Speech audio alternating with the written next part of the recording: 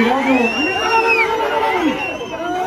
ఈ నాగలుటి గ్రామానికి ఇక్కడ నూతనంగా నిర్మించిన గ్రామ సచివాలయం, రైతు భరోసా కేంద్రం, హెల్త్ సెంటర్, సీసీ రోడ్లు మరియు అంగన్వాడీ కేంద్రం ప్రారంభోత్సవానికి విచ్చేసిన మన ప్రియతమ నాయకుడు అనిల్ కుమార్ యాదవ్ గారికి,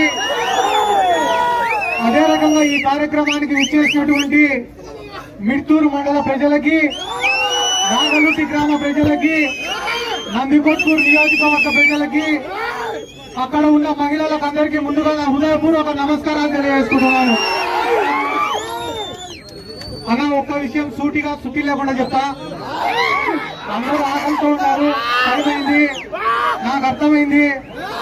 కాబట్టి ఒక విషయం, అక్కడ ఉండే సచివాలయాలు కట్టాలంటే కట్టే కాంట్రాక్టర్ కైనా లేదా గ్రామంలో ఉండే నాయకుడికైనా జోబిలో ఉండే డబ్బు పొక్కనే తప్ప వచ్చే లాభం లేదు.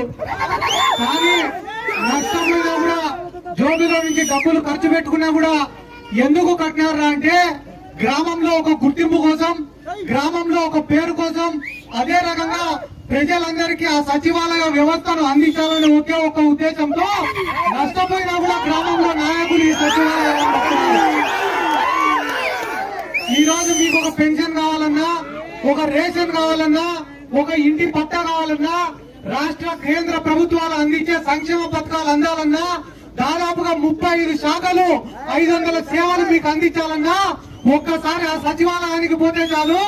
ఎవరిని అడుక్కోవాల్సిన అవసరం కూడా లేకుండా ఈ రోజు సచివాలయ వ్యవస్థను తీసుకొని వచ్చినాడు మన నాయకుడు వైఎస్ జగన్మోహన్ రెడ్డి గారు. మీకు అందరికీ ఒక విషయం చెప్తామా, వచ్చే ఎన్నికల్లో కూడా రాష్ట్రంలో ఉండే అన్ని పార్టీలు ఏకమవుతాయి, అందరు లీడర్లు ఏకమవుతారు. కానీ జగన్మోహన్ రెడ్డి గారు నమ్ముకునింది కేవలం మిమ్మల్ని మాత్రమే అనే విషయాన్ని గుర్తుపెట్టుకోండి. అనిలన్న ఈ రోజు ఇక్కడికి వచ్చినాడు కాబట్టి మీ అందరి తరఫున అనిలన్నకు ఒక మాట చెప్తున్నా. అన్న, సచివాలయం ప్రారంభోత్సవానికి ఎవరు కూడా రాలే అన్న. ఇక్కడికి వచ్చిన వాళ్ళందరూ కూడా ఎత్తిపోతల పథకం గురించి మిమ్మల్ని అడగడం కోసం వచ్చినారన్న.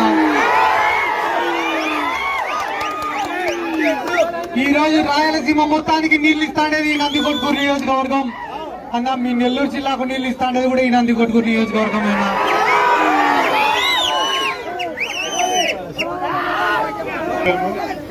సీఎం గారిని సిద్ధు అడగటం కూడా జరిగింది. Please subscribe .news.